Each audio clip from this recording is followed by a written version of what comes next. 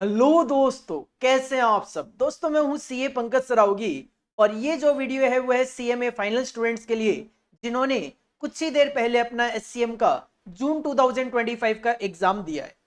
तो मैं आपके साथ इस वीडियो में एससीएम का जो पेपर हुआ अपना आज जून 2025 का, उसके एमसीक्यू के आंसर डिस्कस कर रहा हूं और पार्ट बी जो है, सेक्शन बी जो है, उसका एक बार पेपर का एनालिसिस भी कर लेते हैं। तो सबसे पहले आपको मैं एमसीक्यू के आंसर यहां पे बता देता हूं और एमसीक्यू के आंसर बताने से पहले क्लियर कर देता हूं कि पेपर का पैटर्न बिल्कुल वैसा ही था जैसा कि एक्सपेक्टेड था। सेक्शन ए में आपको दो दो नंबर के 15 एमसीक्यू देखने को मिल रहे थे। देन आपको 7 में से 5 जो क्वेश्चन करने होते हैं वही सेम पैटर्न यहाँ पे इंस्टीट्यूट ने फॉलो किया था। सेक्शन ए में अगर मैं बात करूं तो मुझे यहाँ पे थ्योरी पोर्शन थोड़ा सा ज्यादा देखने को मिला, क्योंकि यहाँ पे केवल और केवल 1 2 3 4 5 6 7 और 8 9, ठीक है वैसे तो है ना, 9 एमसीक्यू है जो प्रैक्टिकल है। हालांकि स्टार्टिंग में थ्योरी दे दिया, बाद में प्रैक्टिकल दे दिया, इस वजह से मुझे थोड़ा सा लग रहा था कि शायद प्रैक्टिकल कम है। बट ठीक है, 9 एमसीक्यू प्रैक्टिकल है, 6 थ्योरी है। नॉर्मली ऐसा ही देखने को मिलता है। अगर आप हमारा स्ट्रेटजी वीडियो देखोगे उसमें मैंने आपको यही बताया हुआ है कि 9 एमसीक्यू आप प्रैक्टिकल और 6 थ्योरी एक्सपेक्ट कर सकते हो एससीए में। चलिए आपको एमसीक्यू के आंसर मैच करवा देता हूं। Question number 1, which of the following primary activity of Porter value chain deliver the product और service to the customer. Option A था ऑपरेशन, बी था आउटबाउंड लॉजिस्टिक, सी इंफ्रास्ट्रक्चर और डी सर्विसेज। तो sir इसका जो आंसर है वो है बी, आउटबाउंड लॉजिस्टिक। आपको इस वर्ड से समझ जाना चाहिए था delivery of the product. Sir delivery का काम होता है लॉजिस्टिक आउटबाउंड का, आउट बाहर मतलब कस्टमर को देना। See B will be your correct answer. Second point, which of the following is or are not the quality parameter for manufacturing organization। Sir इनमें से मैन्युफैक्चरिंग ऑर्गेनाइजेशन के लिए कौन सा क्वालिटी पैरामीटर नहीं है। रिलायबिलिटी होनी चाहिए प्रोडक्ट में, ड्यूरेबिलिटी होनी चाहिए, सर्विसेबिलिटी होनी चाहिए, कर्टेसी और फ्रेंडलीनेस ऐसा कुछ नहीं होता सर। मैन्युफैक्चरिंग ऑर्गेनाइजेशन ऐसा कुछ भी नहीं देखती है। D will be your correct answer. Next option number, question number 3, the companies that would benefit from backflush costing include companies। Sir backflush costing वो ऑर्गेनाइजेशन अप्लाई करती है जो just in time system follow किया करती है। तो इसका answer होगा ऑप्शन ए, जिसका फास्ट मैन्युफैक्चरिंग लीड टाइम, विच है fast manufacturing lead time. Lead time जिसका मैन्युफैक्चरिंग का लीड टाइम फास्ट है उसके लिए बैकफ्लश अकाउंटिंग, बैकफ्लश कॉस्टिंग जो है that is beneficial. Option A is your correct answer. Next fourth one, which of the following is related to FDA, that is financial data analytics से related है। value driver analytics yes, financial ratio analytics yes, predictive sales analytics yes, answer will be D, all of the above। next fifth one, Python can be used on Linux, Windows, Macintosh, Solaris and many more। what category of language feature of Python it comes under। Sir ये जो है Linux, window, ये कौन सी language में आता है। Python में भी जो लैंग्वेज फीचर्स होते हैं कौन से लैंग्वेज फीचर में आता है। Robust, embeddable, high level language या प्लेटफॉर्म इंडिपेंडेंट। आंसर होगा डी, प्लेटफॉर्म इंडिपेंडेंट में ये कवर किया जाता है। तो ये 5 एमसीक्यू सबसे पहले आपको थ्योरी देखने को मिल गए। इसके बाद most of the practical MCQ थे, एक इसके अंदर थ्योरी देखने को मिला बस। Sixth one, AON Limited, a manufacturer of doors using a throughput costing system, is experiencing a bottleneck in its plant. Setup time at one of its workstation has been identified as the offender। Setup time बहुत ज्यादा था, तो कहते हैं the manager that it is finance has proposed a plan to reduce the setup time at a cost of ₹5,24,000। 5,24,000 रुपए की cost लगा के सेटअप टाइम को किया जाएगा कम। The change will result in 500 additional door. इससे आप 500 एडिशनल डोर बना पाओगे। लेबर की कॉस्ट आएगी 2400 पर डोर। मटेरियल की जो कॉस्ट होगी वो होगी 8,000 रुपए पर door. All units produced can be sold if the change will result in an increase in throughput contribution of 56,50,000। कहते हैं जो चेंज हम कर रहे हैं इससे 56,50,000 रुपए का आपका थ्रूपुट कंट्रीब्यूशन इंक्रीज होगा। What will be the selling price पर डोर। तो पर डोर सेलिंग प्राइस क्या होगा। तो सर हमें पता होना चाहिए थ्रूपुट कंट्रीब्यूशन का फॉर्मूला। थ्रूपुट कंट्रीब्यूशन क्या होता है, सर थ्रूपुट कंट्रीब्यूशन होता है selling price minus material cost only. तो यहाँ पे अगर मैं थ्रूपुट कंट्रीब्यूशन की बात करूं तो क्वेश्चन ने कहा 56,50,000 का थ्रूपुट कंट्रीब्यूशन बढ़ गया, कितने डॉलर पे? 500 पे। तो यहाँ पे आप डिवाइड करोगे तो आपको पता चल जाएगा एक डॉलर पे कितना कंट्रीब्यूशन बढ़ गया। सेलिंग प्राइस आप कैलकुलेट करना चाहते हो और मटेरियल की कॉस्ट 8,000 है, इसको सॉल्व किया तो सेलिंग प्राइस आ गया 19,300, 19,300। A will be your correct answer, A will be your correct answer. Next 7th, फिर से आपको एक थ्योरी एमसीक्यू दे दिया था यहाँ पे। In marketing assignments which of the following should be preferred. जब हम असाइनमेंट मार्क करते हैं तो इनमें से कौन सा प्रेफर करते हैं? Only row having single zero, sir column में हो तो भी ले लेते हैं। Only column having single zero, sir A और बी दोनों ही है वैसे तो। Column having more than 1 zero, sir more than 1 zero वाला तो हम नहीं लेते। ओनली रो और column having single zero, D will be your correct answer. Sir row में मिल जाए चाहे कॉलम में मिल जाए, सिंगल जीरो जहां पे है वो हम सिलेक्ट कर लेते हैं, असाइनमेंट कर देते हैं। 7th will be your correct answer. और 7th का D will be your correct answer. इसके बाद नेक्स्ट, अब सारे के सारे जो एमसीक्यू हैं वो प्रैक्टिकल गिवन थे। 8th one, the cost function of TNZ PIC is given by, cost का फंक्शन गिवन है c is equal to x की power 3 minus 4x square plus 7x in terms of output x। Assess at what level of output average cost is minimum. तो sir सबसे पहले आप यहाँ पे calculation देख ही लो। सबसे पहले आपको एवरेज कॉस्ट का फंक्शन यहाँ पे बना लेना है, और अगर मैं x से इसको कोरिलेट करूंगा तो that will be x square minus 4x plus 7, x square minus 4x plus 7, इसका डेरिवेटिव करेंगे तो sir it will be 2x minus 4, और 2x minus 4 is equal to 0 रख के इसको सॉल्व किया तो x आएगा 2। तो आंसर होगा आपका 2। B will be your correct answer, B will be your correct answer. 9th one, basic of marginal costing का सिंपल सा क्वेश्चन, सिंपल सा क्वेश्चन, सिंपल सा question. The break even point of a manufacturing company 1,60,000। Sir break even point जो है वो 1,60,000 रुपए है। Fixed cost जो है वो 48,000 है। वेरिएबल कॉस्ट 12 रुपए। आपको केवल पीवी रेशियो ही बताना है। Sir simple break even point rupee का फॉर्मूला होता है fixed cost divide by PV ratio. Fixed cost आपके पास गिवन है 48,000, ब्रेक इवन पॉइंट है 1,60,000, तो पीवी रेशियो आपका सीधा सीधा यहाँ पे 30% आ जाएगा। बिल्कुल ही बेसिक क्वेश्चन। आपको मोस्ट ऑफ द क्वेश्चन जो है प्रैक्टिकल वाले तो काफी ज्यादा सिंपल यहाँ पे स्ट्रेटेजिक कॉस्ट मैनेजमेंट में एमसीक्यू देखने को मिल रहा है। इसके बाद पूरे पेपर का जो सॉल्यूशन है, कुछ बच्चे चाहते हैं कि भी पूरे पेपर का सॉल्यूशन हम दें, तो जल्दी आपको पूरे पेपर का सॉल्यूशन मैं आपके लिए लेकर आऊंगा। और आज इवनिंग में 7:15 बजे आपको एसएफएम का 100% सॉल्यूशन हम प्रोवाइड करा रहे हैं।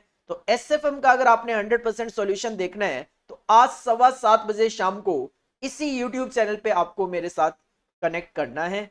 100% डिटेल में सॉल्यूशन, 100% क्वेश्चन के सॉल्यूशन, चाहे वो कितना भी ट्रिकी क्वेश्चन क्यों ना था, टफ क्वेश्चन क्यों ना था, सारे के सारे क्वेश्चन के सॉल्यूशन मैं आपको एसएफएम के देने वाला हूं और एससीएम के भी जल्दी ही अपलोड करूंगा। 10th, the pay off matrix of game for firm A and B is given below. Sir ये फर्म ए और बी का पे ऑफ मैट्रिक्स बना हुआ है। What is the value of game? आपको यूज करना है मैक्सिमिन और मिनिमैक्स प्रिंसिपल। ठीक है, तो मैंने सबसे पहले तो ये मैट्रिक्स है वो कॉपी कर ली, यहाँ पे मैट्रिक्स मैंने कॉपी कर ली यहाँ पे। इसके बाद हमें पहले तो मैक्सिमिन अप्लाई करना है, मतलब पहले मिनिमम फिगर उठानी है फिर उसमें से मैक्सिमम। तो रो वाइज मैंने क्या किया, सबसे पहले मिनिमम फिगर उठाई 12, सेकंड रो में 8, थर्ड रो में 4, और ये मिनिमम में से अब मैक्सिमम पिक कर लिया तो 12 आ गया। देन आपको अप्लाई करना है मिनी मैक्स। तो सर कॉलम वाइज आप मैक्स उठा लो, कॉलम वाइज आप मैक्स उठा लो 40 और 15 और 12 और 35, और इस मैक्स में आपको लेना है मिनिमम। तो मिनिमम क्या है 12, तो sir value of game will be 12, value of game will be 12। C will be your correct answer, C will be your correct answer. Next 11th one, standard costing का basic question. In a factory where standard costing system is followed. Most of the MCQ ऐसे हैं जो आपने already करे हुए हैं, क्योंकि SCM bank जो था काफी सारे एमसीक्यू इसमें से देखने को यहाँ पे मिल रहे हैं। In a factory where standard costing system is followed, the production department consumed 1100 kg of raw material at the rate of ₹8 per kg for product X. तो इसका मतलब 8800 तो आपकी एक्चुअल कॉस्ट है। इससे रिजल्टिंग इन मटेरियल का price variance आया 2200 favourable और मटेरियल यूसेज वेरिएंस आया 1000 adverse. Sir material cost variance होता है मटेरियल प्राइस प्लस यूसेज, तो नेट वी कैन से ये 1200 रुपए फेवरेबल आपका मटेरियल कॉस्ट वेरिएंस है। और आपकी एक्चुअल कॉस्ट कितनी है 8800, 8800। What is the standard cost? Sir 10,000 रुपए आ जाएगी। कैलकुलेशन शो कर दूं तो कुछ इस तरीके से आप देख सकते हो, material cost variance is equal to standard cost minus actual cost होता है। कॉस्ट वेरिएंस होता है प्राइस प्लस यूसेज, तो price plus usage 2200 favourable plus 1000 adverse, तो ये 1200 फेवरेबल बच जाएगा।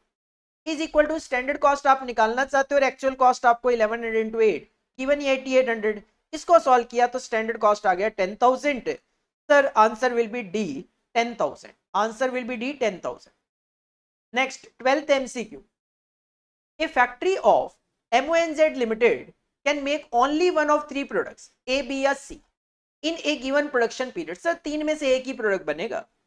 The following information are given, selling price और variable cost given है तो आप easily contribution निकाल सकते हो 800, 900 और 1000।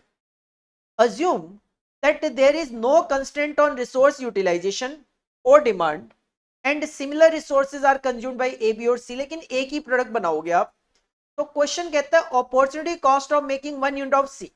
तो सर सबसे पहले तो मैंने यहाँ पे कंट्रीब्यूशन निकाल दिया था 800, 900 और 1000। अब क्वेश्चन कहता है मैं सी बनाऊंगा। अगर आप सी बनाओगे तो आप ए और बी को सैक्रिफाइस करोगे और सैक्रिफाइस जो होता है वो whichever is higher consider किया जाता है, तो 900 will be your opportunity cost. Answer will be a 900। Answer will be a 900। Next 13th one, when 24 hours is required to produce a condenser of a particular type, then the time required to produce 16th unit with 85% learning curve is। Sir 16th unit को बनाने के लिए time कितना लगेगा? अब देखो exact answer निकालना हो तो आपको 15 का पता होना चाहिए और 16 का पता होना चाहिए, तब जाके पता लगता है।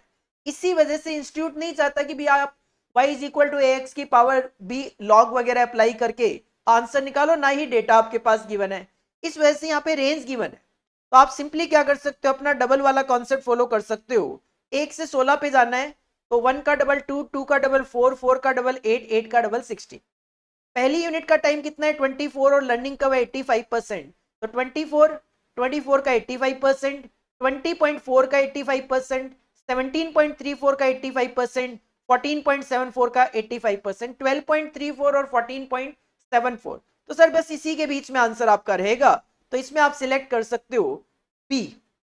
12 से 14 घंटे के बीच में आंसर रहेगा। बिटवीन 12 एंड 14 आपका आंसर आने वाला है। बिटवीन 12 एंड 14 जो है वो आपका आंसर आने वाला है। ये भी एमसीक्यू बैंक में से ही था आई थिंक। नेक्स्ट है 14th one. A PERT network has 4 activities on its critical path. The standard deviation of each activity on the critical path is 4 days। What will be the standard deviation of the critical path? Question कहता है critical path का standard deviation क्या होगा? Sir critical path का standard deviation होता है under root of variance, variance of each activity. तो अगर 4 एक्टिविटी है, चारों का स्टैंडर्ड डेविएशन 4 है, तो पहले तो आपने इन चारों एक्टिविटी का वेरिएंस निकालना पड़ेगा। वेरिएंस निकालने के लिए सिंपली आपको क्या करना है, सर पहली एक्टिविटी का स्टैंडर्ड डेविएशन 4 है, इसका स्क्वायर कर लो। सेकंड एक्टिविटी का स्टैंडर्ड डेविएशन 4 है, इसका भी स्क्वायर कर लो। थर्ड एक्टिविटी का भी स्टैंडर्ड डेविएशन 4 है, इसका स्क्वायर कर लो। चौथी एक्टिविटी का स्टैंडर्ड डेविएशन भी 4 है, इसका स्क्वायर कर लो। चारों वेरिएंसेस को ऐड करोगे, इसका मतलब क्रिटिकल पाथ का वेरिएंस तो 64 है। इसका अंडर रूट करोगे तो आंसर विल बी 8। यहाँ पे बच्चे गलती कर जाते हैं, यहाँ पे बच्चे गलती कर जाते हैं। कई लोगों को लगता है 4 4 ये तो 4 का ही तो लिखना है। नहीं, ऐसा नहीं है। पहले आप इसको वेरिएंस में कन्वर्ट करो, चारों वेरिएंस को ऐड करोगे तो आपको क्रिटिकल पाथ का वेरिएंस पता लगेगा, देन उसका अंडर रूट करोगे तो आपको आपका आंसर मिलेगा। Answer will B 8। और लास्ट जो 15th MCQ था, again simple from marginal costing like question. S&T limited has fixed cost 5 lakh रुपए एंड वेरिएबल कॉस्ट आज 70% ऑफ सेलिंग प्राइस।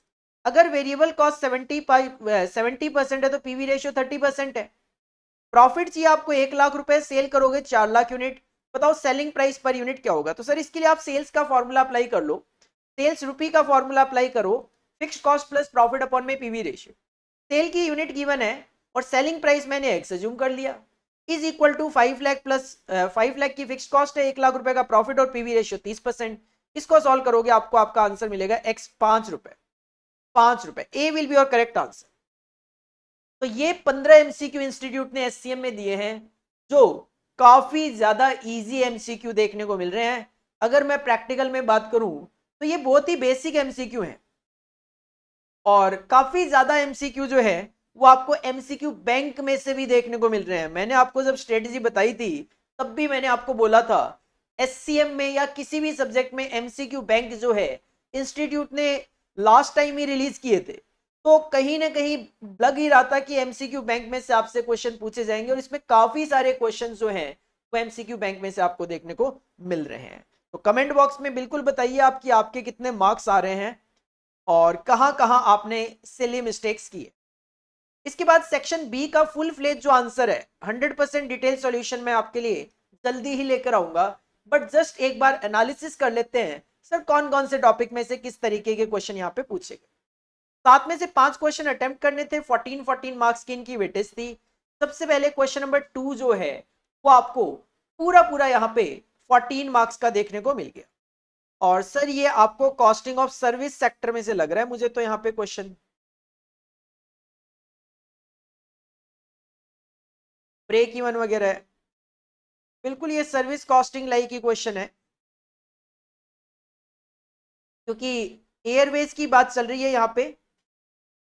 ठीक है, कमीशन टू, ठीक है, ये उन्हीं में कवर किया जाता है। कॉस्टिंग ऑफ सर्विस सेक्टर का ये क्वेश्चन देखने को मिल रहा है, हालांकि बहुत इजी तो नहीं लग रहा देखने में। बाकी पूरा क्वेश्चन जब सॉल्व किया जाएगा तभी पता लगेगा सर एक्चुअल में कहानी क्या है। काफी लेंदी सा क्वेश्चन देखने को मिल रहा है। चलो जल्दी एनालाइज करके मैं सॉल्यूशन आपको कराऊंगा। वैसे ये कॉस्टिंग ऑफ सर्विस सेक्टर में से क्वेश्चन देखने को मिला 14 मार्क्स का। इसके बाद क्वेश्चन नंबर 3 की बात करें तो 2 पार्ट कर दिए सर, पार्ट ए और पार्ट बी, जिसमें पार्ट ए देखकर ही आइडिया लग रहा है सर ये ट्रांसफर प्राइसिंग का क्वेश्चन है, डिविजन्स वगैरह की बात चल रही है, और बिल्कुल बेसिक क्वेश्चन, सिंपल क्वेश्चन। और ये क्वेश्चन मुझे देखते ही ऐसा लग रहा है कि सर ये क्वेश्चन वर्कबुक में आपने किया तो था, ये क्वेश्चन सेम क्वेश्चन आपने वर्कबुक में किया था, फिगर में भी थोड़ा बहुत चेंज हो सकती है, बट ये सेम क्वेश्चन मैंने आपको अभी कुछ ही दिन पहले वर्कबुक में करवाया था, जाके आप चेक कर सकते हो। वर्कबुक में करवाया था, बिल्कुल सही बात है सर, ये करवाया था। इसके बाद 3B की अगर मैं बात करूं तो 3B आपको टारगेट कॉस्टिंग में से क्वेश्चन देखने को मिल रहा है। और ये क्वेश्चन भी तो सर आपको वर्कबुक में करवाया था। ये जो क्वेश्चन है ये वाला भी तो आपने वर्कबुक में किया था, और आई थिंक सर इस क्वेश्चन में तो फिगर्स भी मुझे सेम लग रही है, बिल्कुल सेम लग रही है। बाकी एक बार चेक कर लिया जाएगा, बट ये क्वेश्चन जो है बी पार्ट जो है ये वर्कबुक का क्वेश्चन, आपका प्योर वर्कबुक का क्वेश्चन है, अभी आपको करवाया था टारगेट कॉस्टिंग में।